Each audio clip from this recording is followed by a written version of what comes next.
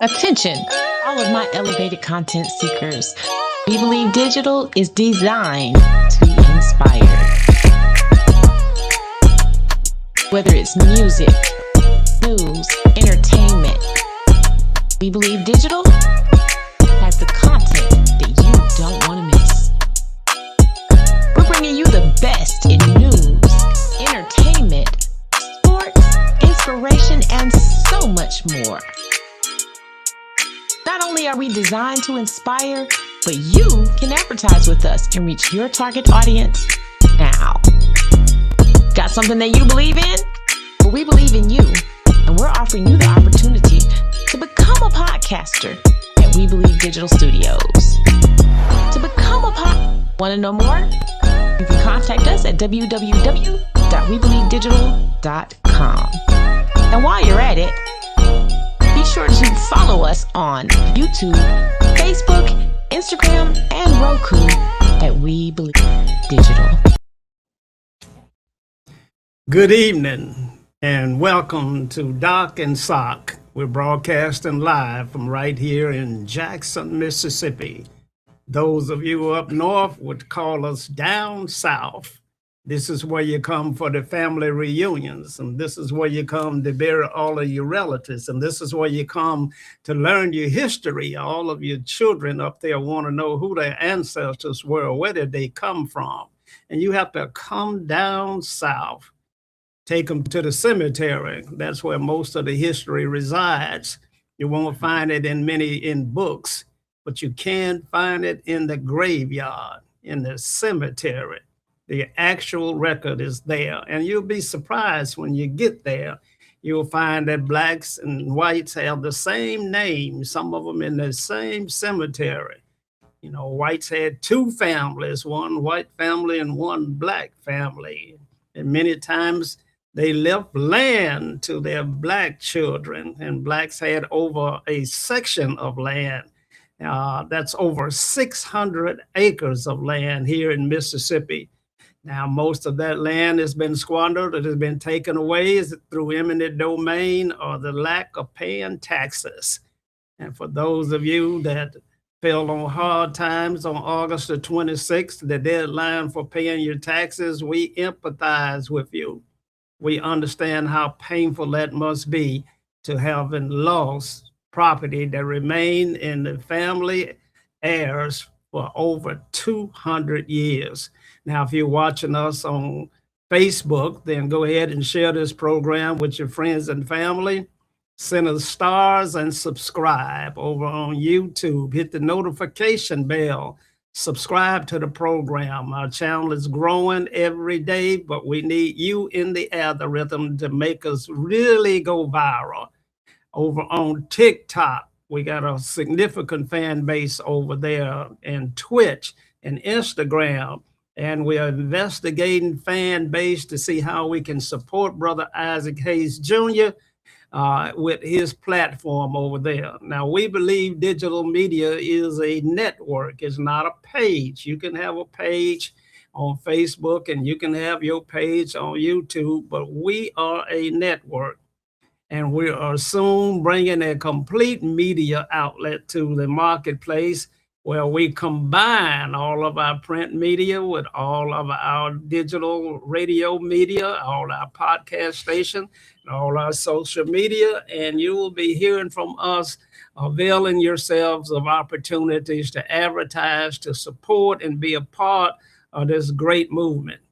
Now, as always, my co-host is the distinguished gentleman from the Mississippi Delta, Dr. Eldridge Henderson, a man born on a plantation in the Mississippi Delta. They should not have named him Eldridge. They should have named him Moses, because somebody had to put him in a basket and float him down the Mississippi River so that he could live and not be caught up in the killing of the first black male or the firstborn child. You know, that was a pretty harsh thing that happened back in Egypt. For God to take the firstborn son of every family because he was that upset with Pharaoh and what he was doing with the Egyptians there. I believe the Egyptians were black.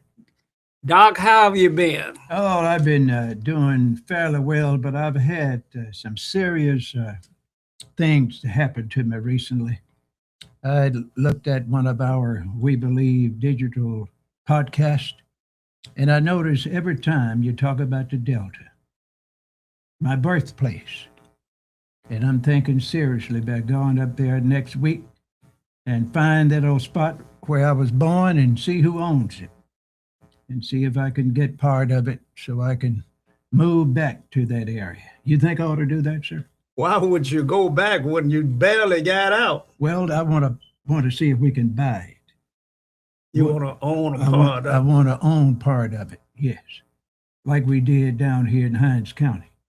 I want to own part of that old plantation and build me a mobile home up there and make it into a museum. Or you're going to have any slaves. Not if I can help it, but I'm gonna have some volunteers, and of course they won't get paid, so you might want to call them slaves. The Bible says that a slave should obey his master. They should, and that's why I'm gonna get them as volunteers. That's right, they're gonna obey and do good work, but I'm gonna be fair with them. I'm gonna work them hard and feed them and give them somewhere to sleep. That's be about it. Full employment. That's right. There was zero unemployment back in the day when the plantations and had all of the black folks working. We had zero unemployment. That's right. And the other good part about it, they had free food, free transportation, free clothing, and of course, you had free medical care. And they don't even want to give you free medical care now in 2026. So some people say that was the good life. White folks still say that if I had some slaves, I would think I would be living in paradise right now. A lot of white folks I know privately will tell you, if you know them well, yeah, I wish I did have some slaves. Well, Doc, I come from a family where we had a lot of pride. And when the folk came out with the cottage cheese and the powdered milk and everything, my old granddaddy said, we don't want none. We take care of our own. Well, that was good. Mine was just the opposite. My folks were so poor, they would take anything that was given during that day. There were six of us, man, and we couldn't turn down any food. But we finally did like your grandfather and your father. We got to the point where we didn't have to do that anymore. So But that y'all took the cheese. We took the cheese and the milk and everything else, and $2 a day from those devils. $2 a day. $2 a day. That's right. Mississippi Delta in the heat of the summer. Was it as hot then as it is now? It was hotter then Wow. because they have a few trees in some of those areas now. But during those days, they had so much cotton, you couldn't plant a tree in the cotton field. They did not believe in that. You didn't have a shaded area. I never thought about that, but I never seen a tree in the cotton You're field. not going to see it. You're not going to see it. Doc, you remember plying them old mules, and the old mule would want to turn around before he got to the end of the rope? That's right. That's right. And we were taught that you don't never let them stop. See, if they start acting like they want to stop, you just put that line on them. You know what that line was? Some people call it today a rope. You just give him a good tangling on the butt, and he'll look backwards and grunt a little bit and keep on moving. Keep on moving. And sometimes you work them so long they'll fall out in the field. I mean the mule, not the person that's driving the mule. Fall out, and you pull them over there and give them a little water if you can find some, and sit with them a little while, and get back to work. Put him back to work and back in the trace chase. That was hard. That was a hard life, but we didn't understand it was difficult. That was just the normal way to do it. And we had those long hours. We had good health during that time. All of us could work at least 10 to 12 hours a day without a problem. And now some people don't want to work 6 hours a day. Well, Doc, Judge Christy Johnson over in Rankin County says that we no longer need federal oversight of our school districts. She issued a ruling that ended the federal oversight over Rankin County schools. She said that is no longer required. We don't have segregation or discrimination in Rankin County. Well, that's just one woman's opinion. Now, we don't know whether she has evidence of that because if you look at the opponents, the NAACP and black parents and others, they are saying that is exactly not the case. See, there is still all kinds of irregularities in the school system, and it's here. Say that she says first she ruled that racial segregation no longer exists in school zoning, student transfer, staff faculty assignment, access to extracurricular and discipline practice. But the black folks say in this same area, same county, that there is persistent discrimination in hiring, in discipline, extracurricular access, and gifted programs, which means the poor students and others going to be in the non-college classes. Well, let's break this thing down, Doc. She ended the order. She ruled that there was no need for federal oversight. She declared the district had achieved full unitary status. Well, that's what it says here in this detailed ruling of her rulings, and that's what you're supposed to do if you want to continue the previous order.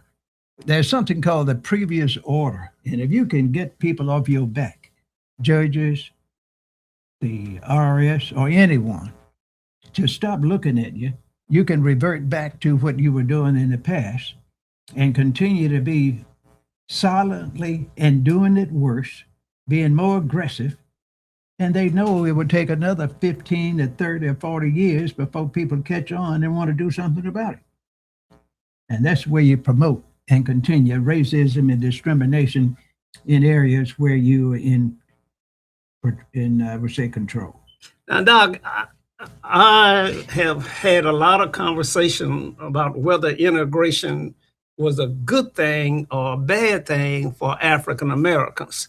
Many scholars say the worst thing that ever happened to us was integration. And so when the judge rules that there is no longer racial segregation, that it does not exist, it doesn't mean that we're not integrated. What it does not, because if you find, and I've been to Rankin County off and on for at least 50 years, they still have segregated communities, segregated school districts where you have a concentration of blacks in certain areas, segregated neighborhoods. Now, this is by law and by economics. You know, if you treat people in a manner where they can't find the jobs they need by having miseducation, and you heard me say it many times, where the kids can't get into vocational schools and stay there long enough to get a certification or finish high school. They can't live in the district no longer than a year or two. They move 5 and 6 times while they're in middle school and high school, and it's very difficult. So you can't move forward and get a job or get a certification from a vocational or technical program in those areas. Only a few percent. And that's why we have these problems. And the judge is saying, we are not going to worry about that anymore. Things are fair now and equal, and everyone is on his own. That's what people like. We have to go back and remember that the very first school shooting occurred in Rankin County. The very first one, where a gentleman went out there and shot up the school, killed a couple of students out there. And then not long after that, we had a group of white kids that came over to Hinds County, to Jackson, Mississippi, saw a black man, Mr. Anderson, walking along Ellis Avenue, ran over him, beat him, killed him, because they didn't have anything else to do that day. That's what happened. And so maybe we don't have any need for segregation on court orders in Madison County or Rankin County. But I wonder if you went to church in Rankin County on Sunday morning, Is it going to be segregated or is it going to be integrated? It's going to be segregated most part. That is same with places here in Hinds County. Now, what they do in Hinds County and in some of the other counties in Mississippi, they say this: the churches are integrated, and they will have about 150 people in the choir, and they have one black person in the choir, maybe two. If they have somebody do some singing or play an instrument, they'll get a college student and pay him or her to do that, but usually they're not members. And you find the same thing is practiced almost everywhere except in those big churches where they are not trying to save your soul, where they're trying to get rich. Now, those guys, like I'm not going to call their names, but they don't care who come up in there as long as they pay that money. They have 40 and 50,000 members every Sunday. Now, they don't practice discrimination and segregation because they don't care about you anyway. They're concerned about books and movies and things of that nature. They know they're not saving anyone anywhere because some of them say, well, I don't even want you at my church. You just go and get yourself saved and go to the church in your community and say you are saved and goodbye. It's just that simple. I'll remind our viewers out there that Mississippi has the greatest number of African Americans than any other state. Over 40% of our population is identified as Black. Over 40% of the population is identified as poor whites. That remaining 20%, some say that the remaining 20% rules what goes on in Mississippi and has always ruled that way from the days of the Civil War.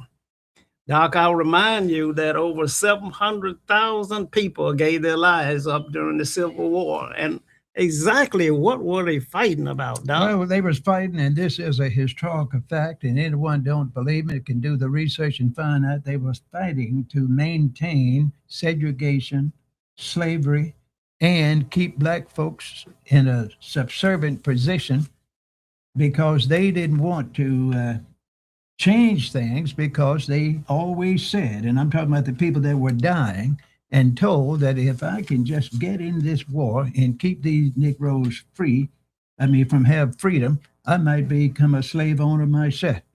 But the slave owners were very smart. Those rich ones that had those big plantations didn't have to worry about the war.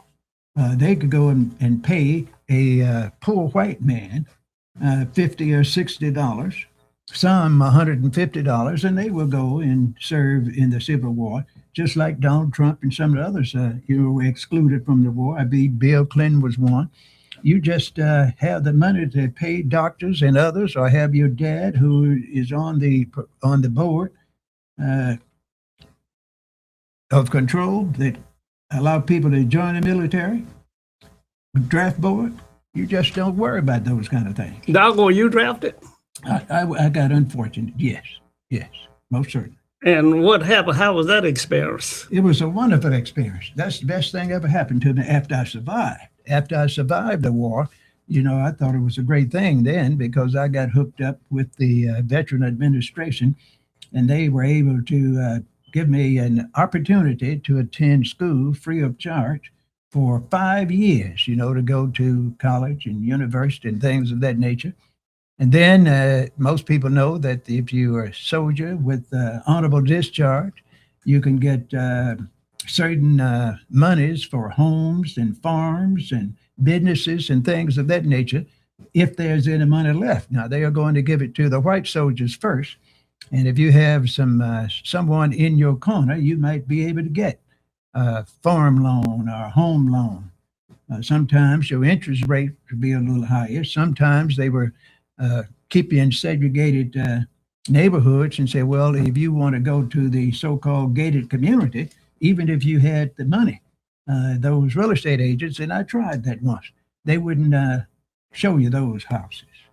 Now, Doc, when you got out of the service, what year were you in there? I was in there in the 1960s. Give you an example. I was very fortunate to go to Vietnam in 1967. I didn't know it was a fortunate thing. And that made me turn into what I called at that time a monster because I had a problem. Here I am in Vietnam fighting for America, and I couldn't even vote when I left Hinds County, Mississippi. We had moved to Hinds County then. Couldn't even vote in Hinds County. And every time you talk to somebody, they say we are fighting for the rights of the South Vietnamese to have democracy. The North Vietnamese were communists. They were, I call, adherents of Russia and China and other communist nations. And they worked hard to maintain their sovereignty and whipped America. They whipped the British. They whipped the French.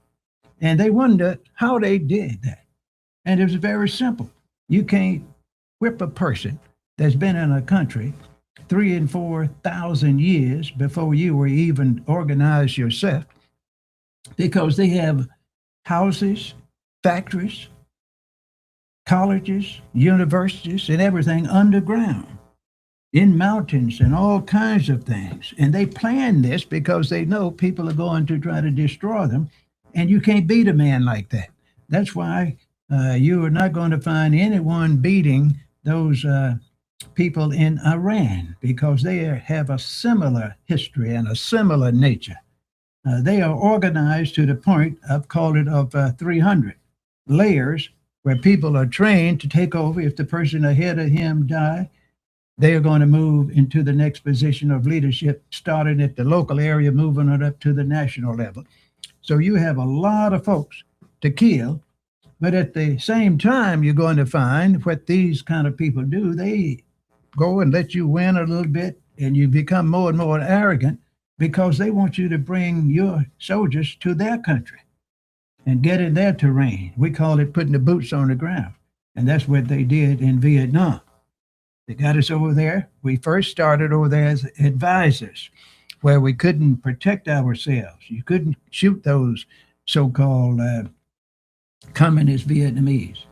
And after a while, they allowed the American soldiers to attack in self-defense.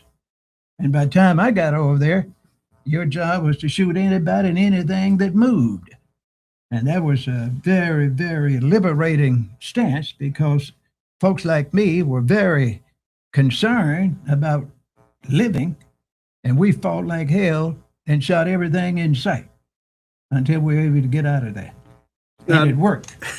Now, Doc, that is a terrible experience that you had over there. Now, I went into the Army in 1969.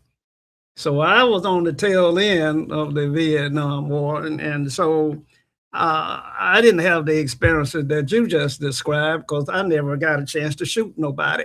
Well, now let's put it like this. I shot at a lot of people. I'm not going to proclaim that I hit any of them, even though I was an expert marksman. And I don't want to be negative and say that I missed a lot, but I'm not going to say I shot anyone. But I was always shooting in my direction, to my center, my left and right. And then I would throw a hand grenade as I lay low in front of me, or to the right or left or behind me. But I'm not saying I shot anyone. You're not guilty of murder. No, I'm not guilty of murder, because I was only following orders to do the things Well, that I had to do to survive. How you reconcile that? And the Bible said, "Thou shalt not kill." Oh, that is enough of man propaganda. Jesus and God and all the people have promoted wars and the rumors of wars forever. There are more killing done Jesus' time than almost any time. The Romans and others were killing folks. The Jews didn't like Jesus, and they did their best to kill him. They had a lot of different sects, S-E-C-T-S, that were having different ideas about Christianity and non-Christianity, which didn't exist at the time. All kinds of religions were there. They had a lot of sectarian people there in that part of the world at the time.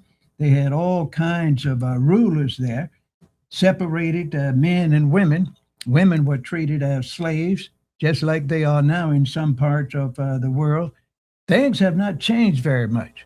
And the same people that was ruling when Jesus was on earth, the Romans, their cousins and grandchildren, and 10 generations later, are still running the world. Now, this is a historical fact. Well, it may be a historical fact, Doc, but I'm told that the Kush nation gave the Romans all they wanted in war. Black folk. Well, they did. They did. They had something called the Moors, Moors. Now, those boys were Africans, and they had a young man named Hannibal, and many other black generals during that time were what I call outrageously killers. They believed that they didn't supposed to surrender. You fight until death. And that's one of the most serious things you can do when you're in a war or a battle. You fight with people that don't mind dying. They say, if I die, it's sure going to be fighting. And that'll scare you to death. To give you an example, a lot of times we would be under attack. I know I shouldn't talk about it. And those people will be attacking us at night. And, you know, we had a perimeter. I told you this before. They'll be running up on you. You're scared to death. You're in the dark. And you can just see mortars coming in, and they're coming in and out and all kinds of things. Flash fire all over the place. And they're running towards you in groups of 10. And they run to your perimeter. Somebody would throw a blanket or something on that perimeter, fall on it on his or her stomach, and we found out sometimes with females, and the people behind them run across their back while they were trying to come into your perimeter to take care of you, and that'll scare you to death. Man, you had to shoot then, because since I was small, I weighed about 100 and maybe 55 or 60 pounds, I'm not but 5'8" and a half. I was too short for hand-to-hand combat.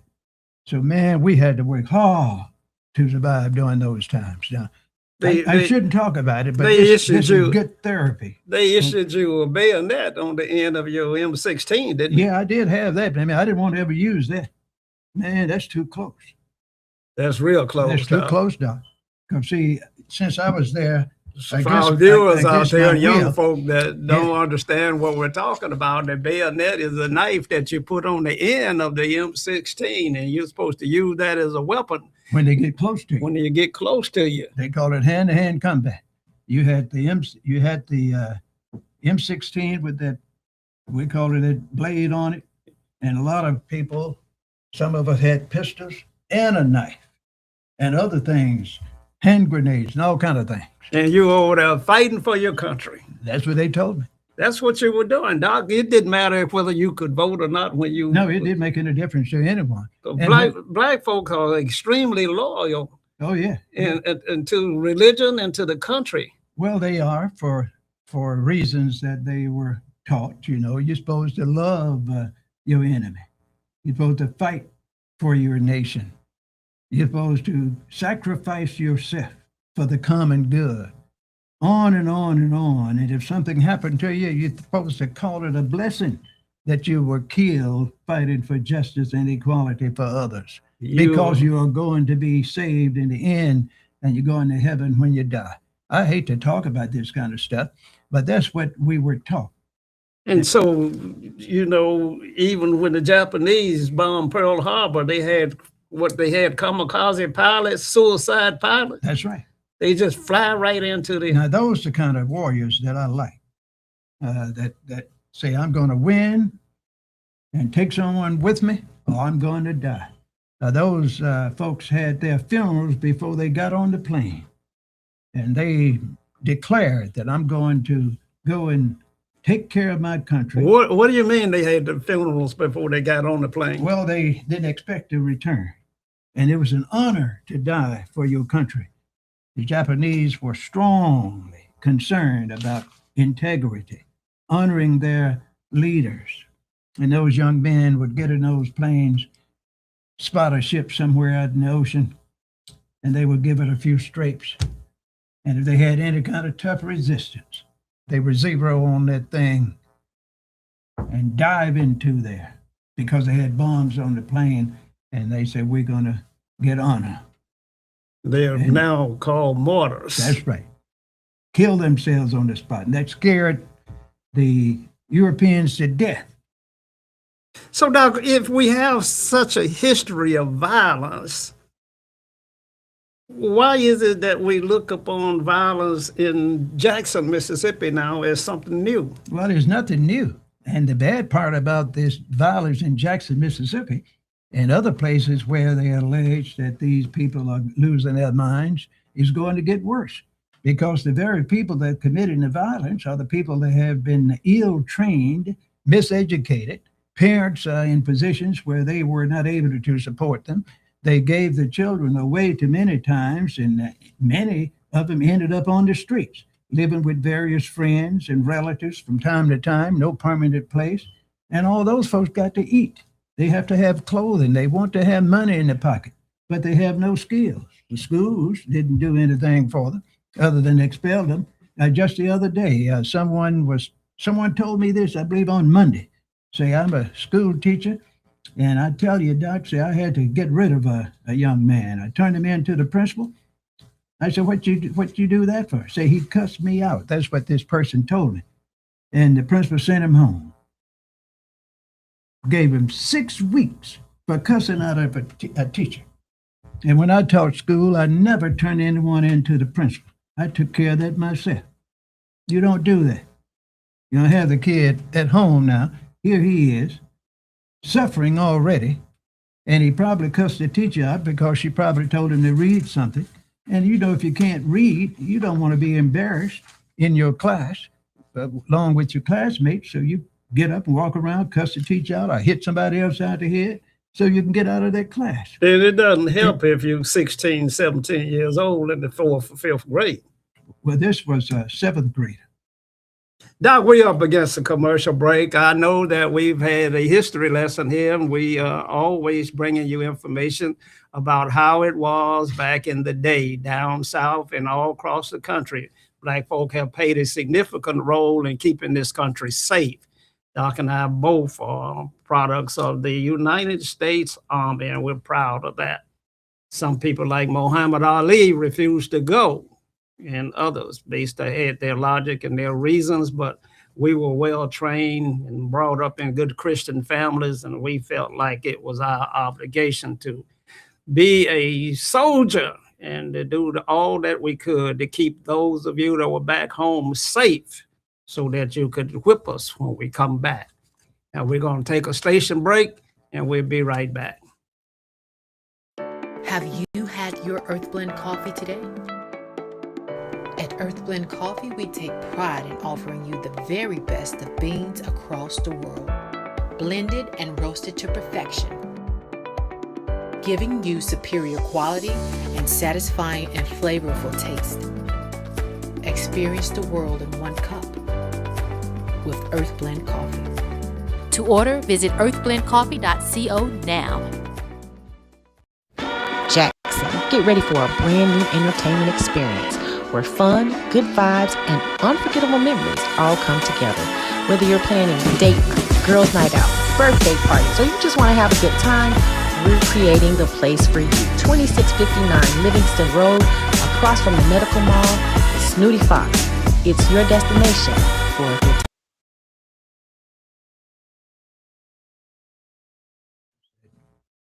Too late now. And we're back. You know, if you're watching us on Facebook, then we really want you to share this program with your friends and family. You won't get these conversations or hear this dialogue from any other platform. We Believe Digital, your true source. We break it down for you 3 days a week, and we need your support. Go on and subscribe to the platform. Send us stars and share it with your friends and family. Do the same thing over on YouTube. Hit the notification bell so you won't miss these programs. Subscribe to the channel. Do the same thing at TikTok, Twitch, and Instagram, fan base. Share this program with your friends and family. Hit the donate button if you go to webelievedigital.com's website and support the platform. It's critically important.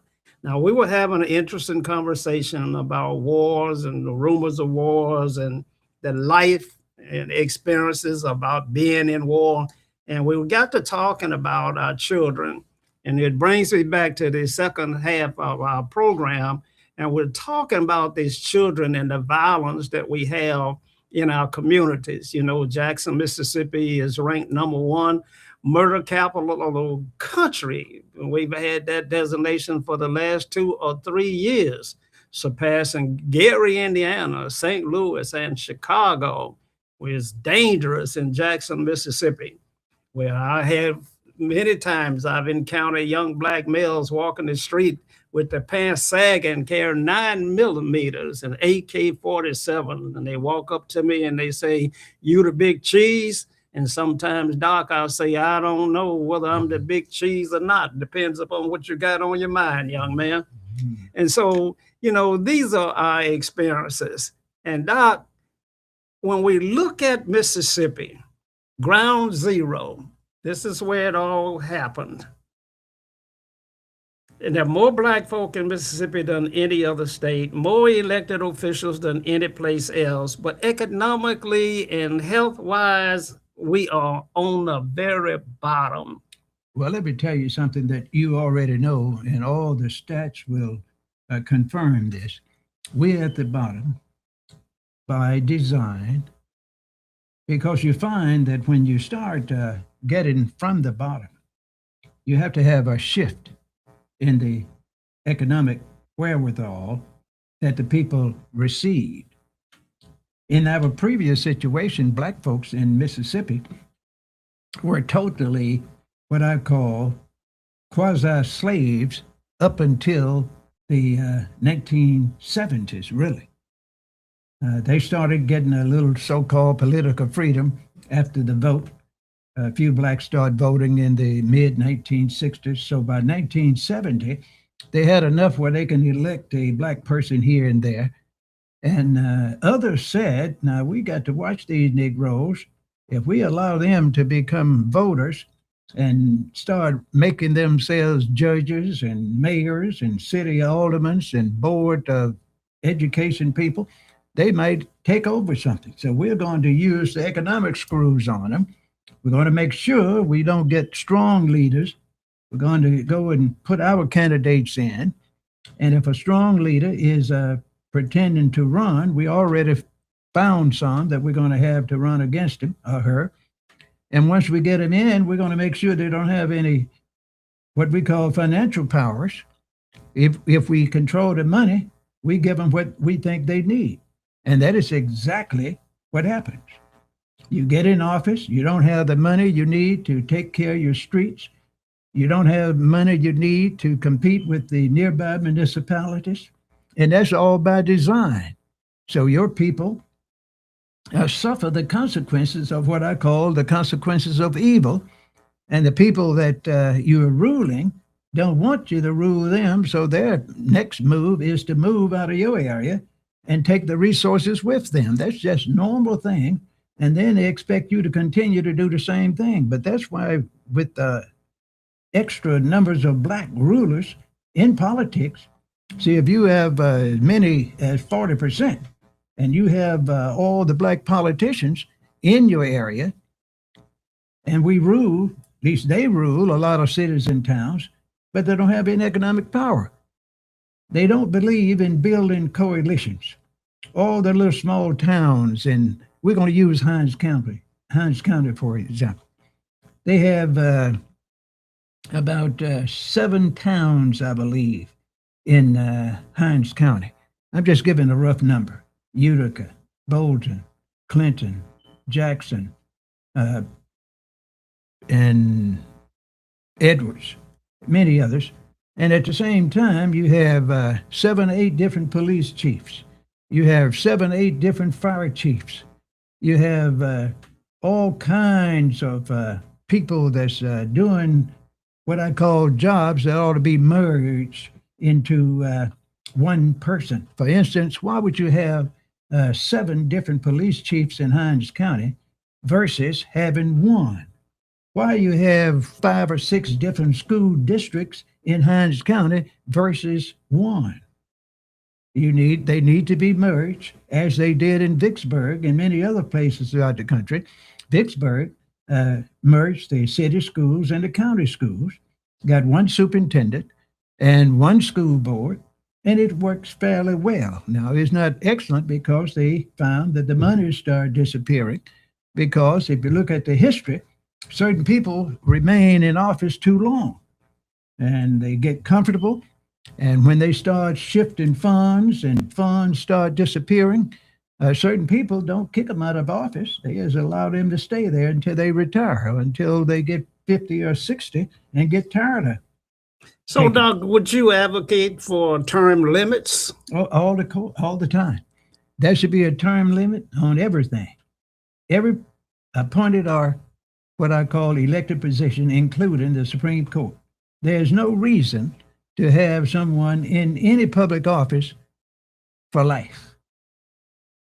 The maximum should be 2 terms, no matter what position it is.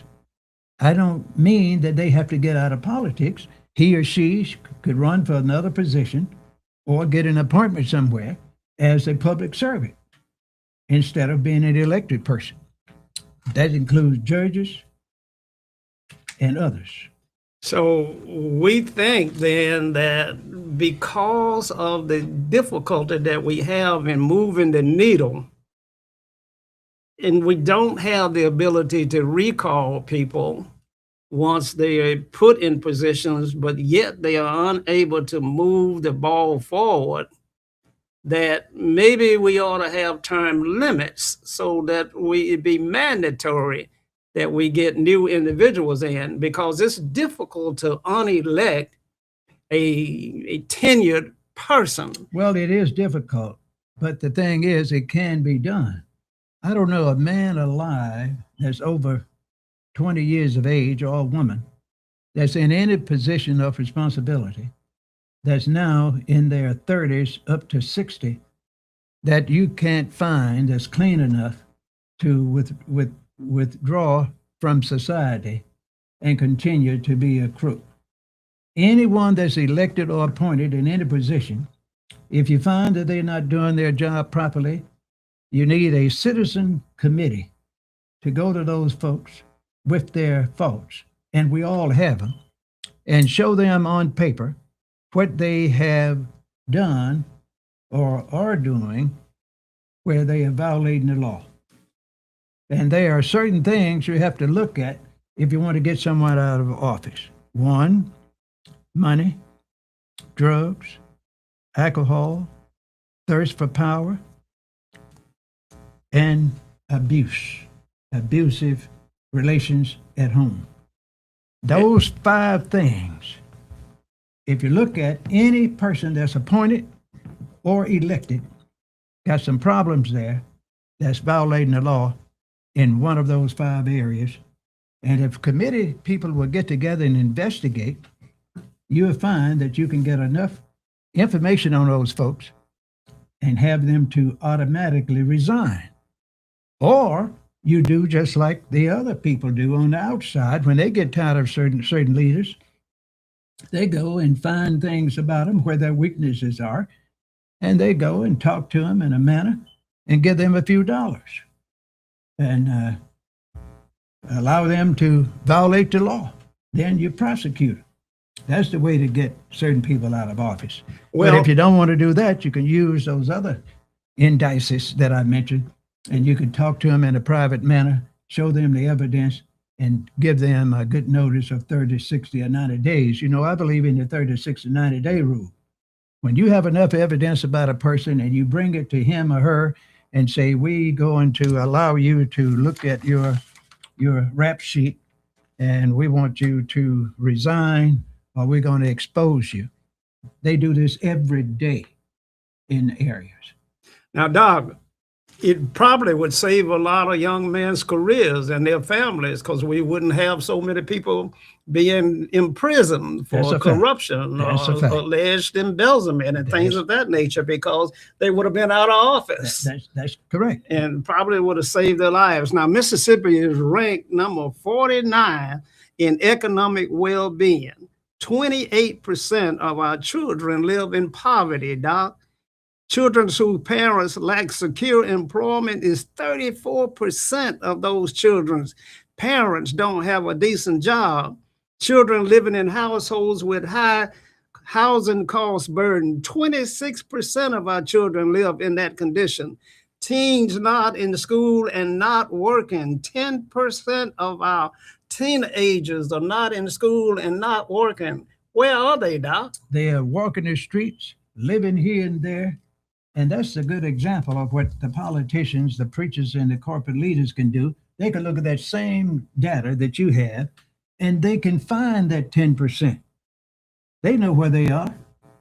You find those people, round them up in a consistent manner, give them an opportunity to get rid of some of that miseducation that they've been receiving, put them in areas where they can learn in the areas that they have the expertise, and usually is in a vocational or technical program or something that's dealing with technology, of course, and get them trained. And don't try to have them to finish high school, because most of them not. You get them a certification program, get them a credential, and already have some people out there to give them a job that they trained for. Well, That's Doc, what mentors are for. Doc, we're going to have to institute some policies like that, because we are 49th in that area. In health, Doc, we are dead last. We are number 50th. Low birth weight babies, 12.3% of our babies have low birth weight. Children without health insurance, 6% of those. Child and teen deaths per 100,000, 43. Children and teen ages 10 to 17 who are overweight, or obese. 38% of our children are obese, Doc. Well, all of this is going to get worse. Those stats you're reading, they're going to get worse, I guarantee you, because the cost of living is increasing right now all over America. Gas, food, shelter, utilities, car prices, home prices. Man, it's difficult. A lot of people are losing their jobs. And then there are others afraid to do anything. They're afraid to ask for a promotion, and they are training people, and they are getting promoted over them, and they can't do anything about it. But they won't protest because they don't want to lose the job. Therefore, sir, it's going to get worse economically, politically, and socially in Mississippi and throughout the nation. Only the rich will survive. Whoa. Only the rich. Doc, we don't have many rich folk in Mississippi. So I don't know what you're saying, but we don't have a lot of rich folk in the Black communities in Mississippi. I don't think we got a great number. No, we don't have a great number, but I'm going to be frank with you. I do know this is a fact. Every Black person in Mississippi not as poor as a lot of people think they are. The problem is many of them have not invested their money, and they're not making any attempt to learn to do so. They're another large segment that has all kind of economic power, but they don't have wills and family estates put together for their relatives and children and others. In time to get sick and die, they done lost everything. There's a list now where they got, look like about 10,000 pieces of property in District 1 and District 2 in Hinds County. There's up for tax sale right now. You've seen that list. And a lot of those folks not going to be able to pay those taxes. I think the deadline was on the 26th. That's a fact. And I think they'll be selling them next Monday online, I believe. Wow. Doc, family and community, Mississippi ranks 49th, almost dead last. Children in single parent families, 46% of our children, Doc, are in single parent families. Now that's bad news there, sir. Ooh, Lord. You see it's 46 now? 40. If the economy continue to be strong as it is in a negative manner, that 46% is going to be 56% in the next couple of years. Anytime you have a situation where you can't afford to live, so to speak, your condition going to get worse. Even if you get somebody in power, in office, they say, I'm going to change the situation. It usually takes 2 or 3 years before you can put a dent in this kind of thing. And that takes a concentrated effort by the politicians elected and appointed, preachers, and community organization. Who is concerned about this segment that you mentioned? I don't hear There are anybody few people. speaking to it, There Doc. are few people, so that means it's going to get worse. It's going to get worse. Children living in high poverty areas, 22% of our children are living in high poverty areas. Doc, I guarantee you, if you correlate the crime, you'll find that the disproportionate amount of that crime is in these same areas. Right, that's where the police ought to be. They know where the criminals are, know what they're doing. They have cameras everywhere. If they don't, they can buy them. The new police chief in Jackson just got a grant a few weeks ago. She's going to get cameras and put them in certain places. And those cameras can follow you even if you can't see exactly what the license plate is. If you keep those cameras moving and you have them all over the area, you eventually find that car, find that person, and be able to identify them, because eventually you can look at them dead face. Those kind of things can happen. You know where the problems are. You just have to know how to build a solution that's going to address it and take care of it in a short period of time. And that can be done, because that 10% that's out there, those young people, going to be moving around. And what you got to understand, Sock, they're going to be in your community one day. Once you rob and kill everybody in the ghetto, they're not going to starve to death. They want clothing and cars and other things. They're going to come to your community. I'm just going to use you as an example and say, I'm just saying you live in a big gated community and you think they can't get in there. That's why they're able to. Doc, I don't live in no gated community. And the deal is this, Doc. The deal is this, that these children are going to survive. That's what I'm telling you. And they are going to go into the areas that you're describing where people have done everything they could to keep them out by building gates and fences around the compound. You can't do that. That is a temporary drug that people have in their minds. I'm going to get away from the people that kill and rape and steal and take things from me. I'm going to get me my own security. I'm not going to even let the fire chief come in unless he has a code to my gate. Wow. We'd rather let the house burn down. We got insurance and build a brand new one. We can't have access to those people coming into our area unless they are working, and they got to be out of here by sundown. A lot of gated communities right now throughout America don't allow their aides to come after dark. Those that have to be there, they just let them live there overnight in one of them rooms back there in the back of the house or somewhere. And that is a fact. You call it aides or you calling it nannies? Well, they're nannies, they are security people, they are gardeners and all that kind of thing. And they're mostly black. Mostly black or Hispanic or foreigners. Now, Doc, if we get rid of all of the Hispanics and foreigners, I mean, who is going to be the nannies? Well, I tell you, we're not get rid of them. They're going to start opening the borders again and let them come in by the millions. Now, if you look at the fact, years ago when I was younger, black folks used to travel throughout America, including college students, and pick berries and peaches and places like that. Go to Texas and Florida and New York City and other places, work in those hotels during the summer and make money to go back to school in September. They had the quarter system then. They didn't have a semester system. And you can pass those areas and you'll see Hispanics and others in the field with black folks picking peaches and apples and beans. But now the Hispanics have taken most of those jobs because black folks don't want them anymore. You go to a place in a construction area where you see black folks all on top of them buildings, putting on roofs and digging foundation with picks and axes. My father did that for 30 years. Didn't have no bulldozer and backhoes and stuff. You got bulldozers, backhoes, and all kind of stuff for your folks.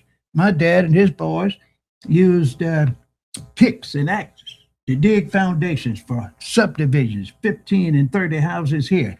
Move on down the street. Go to the next town, build 15 or 30 houses.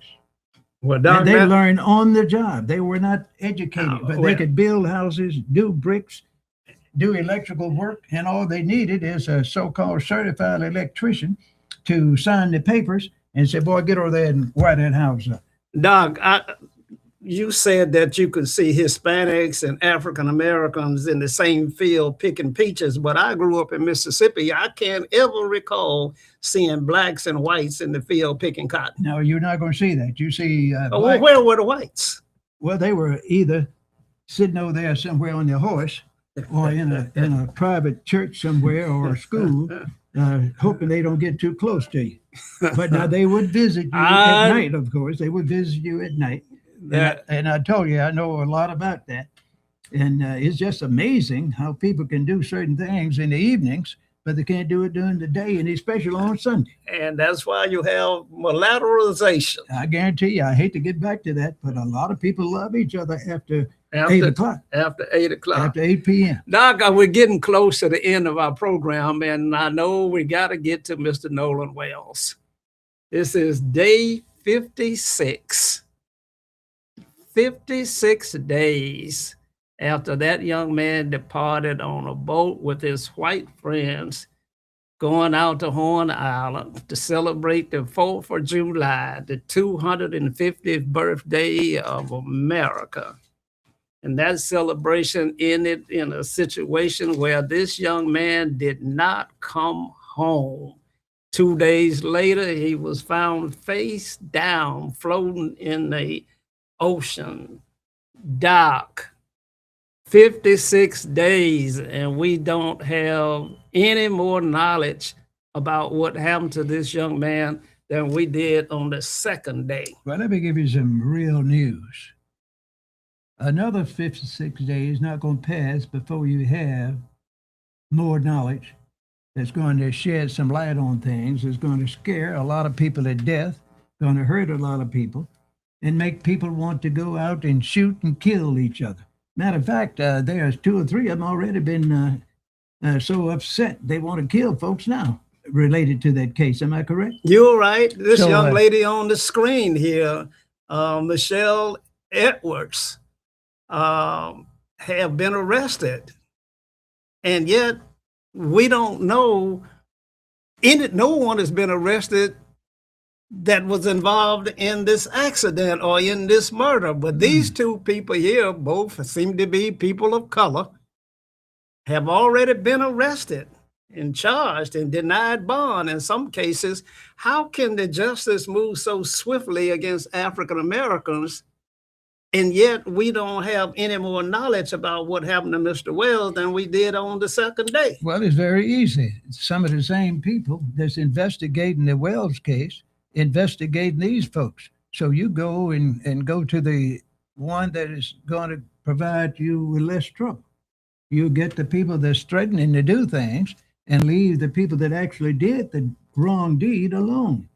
You bring attention to those people. There will be others that they're going to have on there. And I just told you, in a few weeks, this thing will get nasty. And sooner or later, the real news is going to come out. And a lot of folks are going to be surprised because there are rewards out there. And money will make you change your mind. Somebody that had heard certain things from people that knew exactly what happened is not going to be the one that actually did the deed, but it's someone that heard or know through listening and observing who did what. They're going to call for that $50,000, and they're going to get it because they're going to have evidence. Everywhere you go now, somebody is recording what they hear or see. It's going to break. I guarantee you. I've never known it to not happen. So I just want to remind viewers out there, especially those African Americans out there and poor whites as well, those that are hurt and frustrated because of the lack of evidence and the lack of a speedy conclusion as to what happened to Mr. Wells. You be careful. You can't call people and threaten them.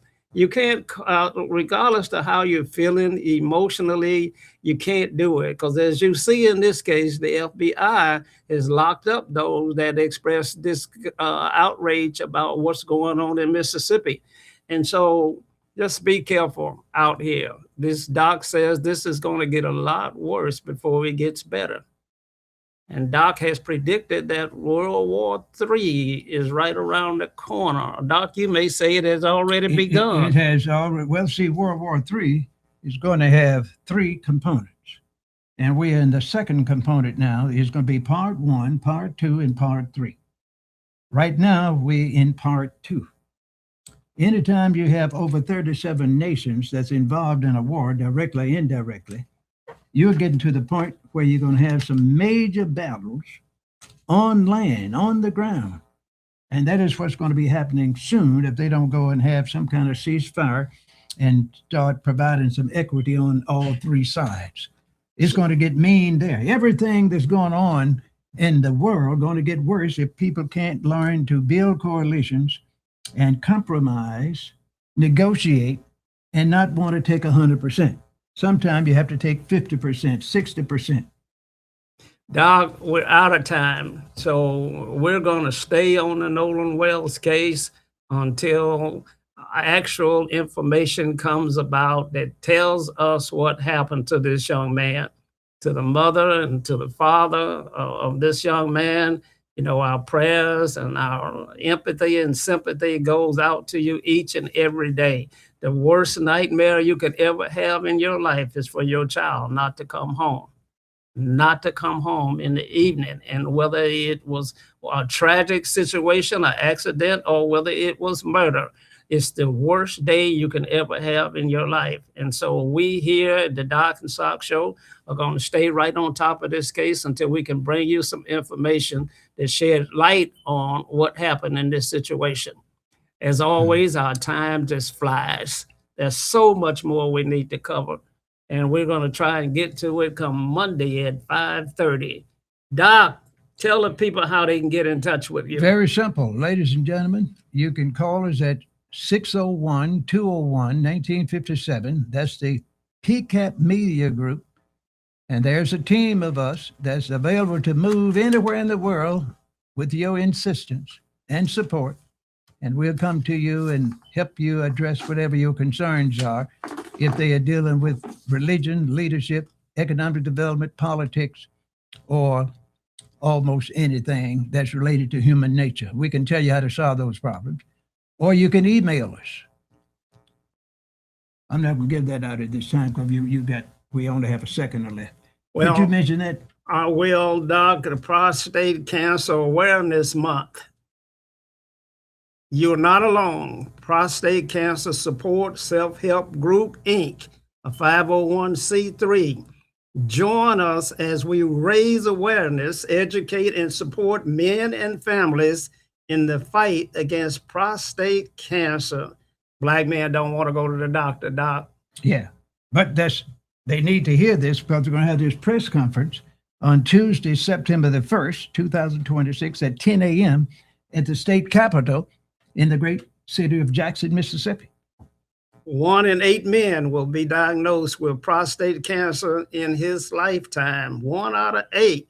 And I guess if you're talking about black men, it's probably higher than that. It is higher. 1 out of 4. And it is the most common cancer among men. You know, when detected early, the 5-year relative survival rate is nearly 100%. So guys, get screened.